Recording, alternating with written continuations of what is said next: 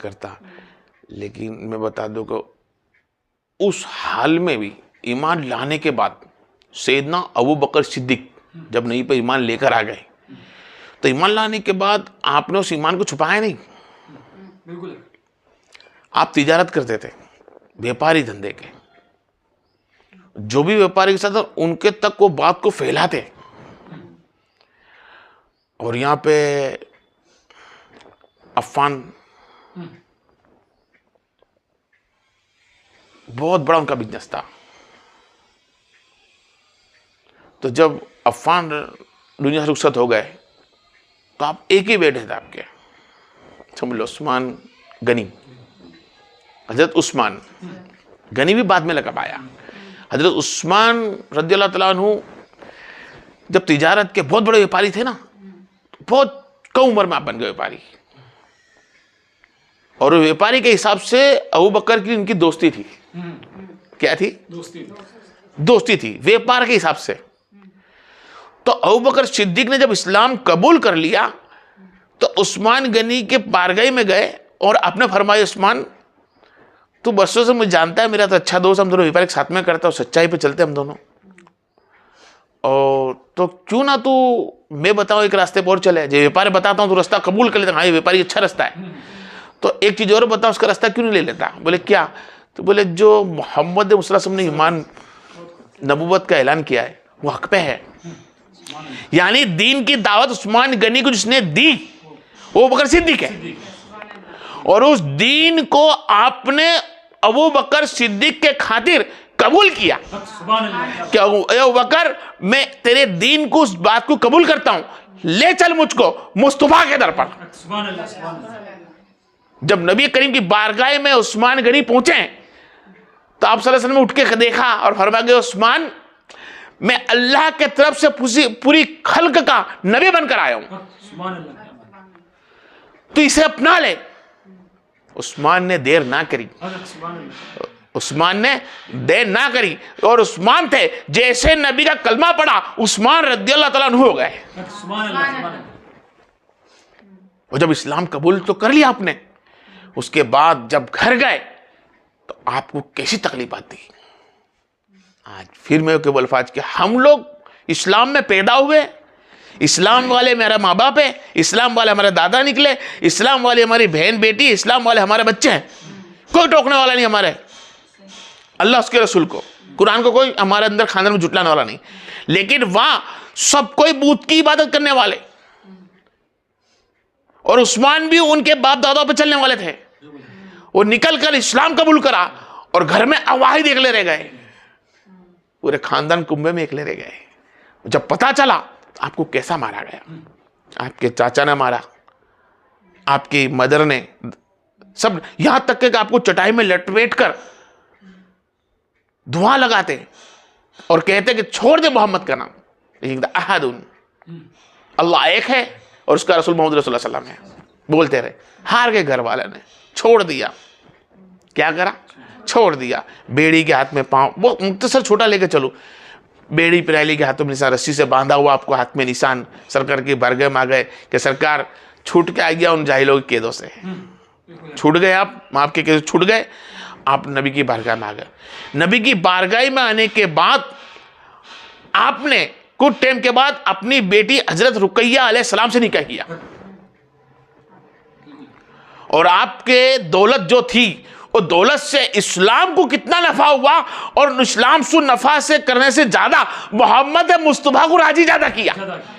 आप समझे भी नहीं तक, जब भी इस्लाम के अंदर कोई जरूर पड़ी पैसों की, माल दौलत की, खाने पीने की, तो उस्मान गनी अव्वल वन आगे रहे। मदीना में आए तिजारत कर कर तो कुएं की, आप समझ सकते हो, प्यास की तकलीफ पड़ी, पानी की तकलीफ, आपने यहूदी से कुआं खरीदा और सरकार की भाई नजराना पेश कर मुसलमान को तोहफा मिला। जंगे तबुक में आया आपका नंबर, तो जंगे तबुक के टाइम पे आपके पास 30,000 का लश्कर था, लेकिन आपके पास इतना घोड़े थे, ना खाने पीने की चीज नहीं थी, आपने खाने पीने की भी इतना दे दिया कि छलक जाए। 1,000 उस वक्त चांदी के दिनार दिए और 100 सोने के दिनार। नबी करीम ने सब ले खजाना जब दिया, उन्होंने नबी के खातिर दिया, क्योंकि नबी फरमाते ले कि लाओ, नबी का हुक्म है कि जंग लड़नी है, आपके पास जो हो वो। तो उमर फारूक अपने आधे घर की दौलत लेकर आ गए, अबू बकर पूरी घर की दौलत लेकर आ गए, सबको सब पता है। और जब उस्मान आया तो उस्मान कहते सरकार आप फरमाते जाइए। सरकार ने भाई घोड़ों की कमी है, दिया, अनाज की कमी है, दिया, तलवारों की कमी है, दिया, असरों की कमी है, दिया। सरकार आप बोलते जाए, जब तक आप बोलेंगे नहीं मैं देता थकूंगा नहीं। नबी के खातिर उम्मत को जो फैज मिला वो उस्मान गनी से बहुत फैज मिला। जब इस्लाम लेकर उस्मान गनी दुनिया में नबी पर आए तो समझ लो कि जो गरीबी हालत थी इस्लाम की उस वक्त, फाका कसी थी, आपके हाथों वो हट गई। जब हिजरत का वक्त आया, चालू हिजरत के बाद जो वक्त आया, जब इस्लाम के अंदर खाने पीने की कमी नहीं रहनी थी। जबकि मैं बताऊं, हिजरत के अंदर सबसे पहला दाऊद अलैहिस्सलाम की बीवी के साथ, दाऊद अलैहिस्सलाम के साथ जो हिजरत करी, उसके बाद किसी ने, मियां बीवी ने हिजरत कभी ना करी एक साथ। वो पहले शख्स उस्मान गनी जिसने अपनी बेटी रुकैया के साथ हफ्सा में हिजरत करी और वहां से फिर मुस्तफा सल्लम के बारगाह में आए। अरे जहां तक कि उस्मान गनी ने कितना हम पे एहसान करा और सरकार को नजराने दिए कि जो मस्जिद नबवी बनी हुई है उसके अशरफे भी आपने दी। और जब मस्जिद जन्नतुल बकी जिसको कहा जाता है, और जन्नतुल बकी का भी पूरी जमीन खरीद कर नबी को नजराना मेरे उस्मान गनी ने फरमाया। और नबी ने फरमाया उस्मान,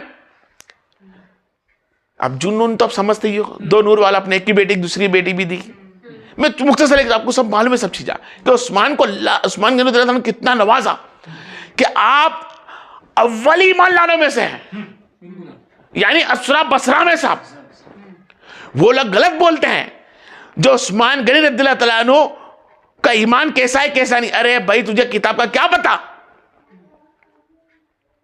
उस्मान गनी तो वो जात है कि जिसका जनाजे की नमाज पढ़ाने के लिए मेरे सरकार गवारा ना करें। कहते हैं जिसने उस्मान से मुंह मोड़ा हो, उसकी बुराई करी हो, उसकी जनाजे की नमाज मेरे मुस्तफा पढ़ाने तैयार नहीं है। अब फैसला किताब वाले तू कर ले कि उस्मान गनी का दर्जा कौन सा बुलाते हैं।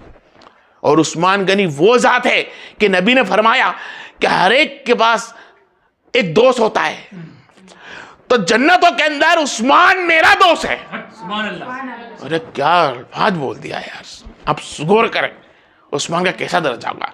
और उस्मान गनी रज़ियल्लाहु अन्हु को वो मकामात है जिससे फरिश्ते भी हया करते हैं। तो नबी फरमाते मैं भी इससे हया करता हूं।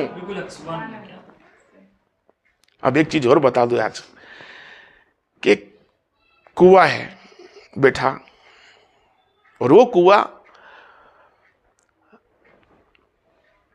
के पे नबी करीम बैठे हुए थे, पाल थी कुएं की सी पाली, और पाली पर बैठे हुए थे आप सल्लल्लाहु अलैहि वसल्लम।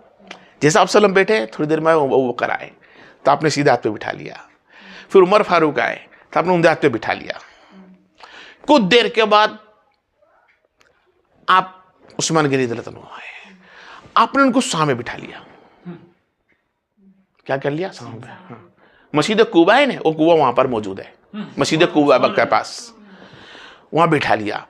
अब इससे मिसाल क्या था, कुछ आशिक रसूल ने मिसाल निकाली कि खिजरा गुम्बद के अंदर आप देखें तो अबू मोहम्मद मुस्तफा सल्लम भी मौजूद, आप जानते हो, अबू बकर भी है और उमर भी है। और आपकी मजार मुबारक दाखिल देखे ना तो सेम टू सेम गुम्बद के सामने मौजूद है। सुभान अल्लाह, सुभान अल्लाह, सुभान अल्लाह। बहुत खूब। अब आ रही समझ में कि उस्मान गनी को अल्लाह के रसूल ने यहां तक फरमा दिया, उस्मान तेरे माल से और दौलत से उम्मत मुस्तफा को इतना फैज मिला है कि अल्लाह तुझसे कोई हिसाब ही ना लेगा। अरे यार बात ही खलास कर दी हमारे में। और उस्मान गनी को अल्लाह तबारक व तआला ने वो दर्जे पे पहुंचाया कि आप तीसरे खलीफा बने, और खलीफा बनाया गया। आप बने नहीं थे, आपको बनाया गया।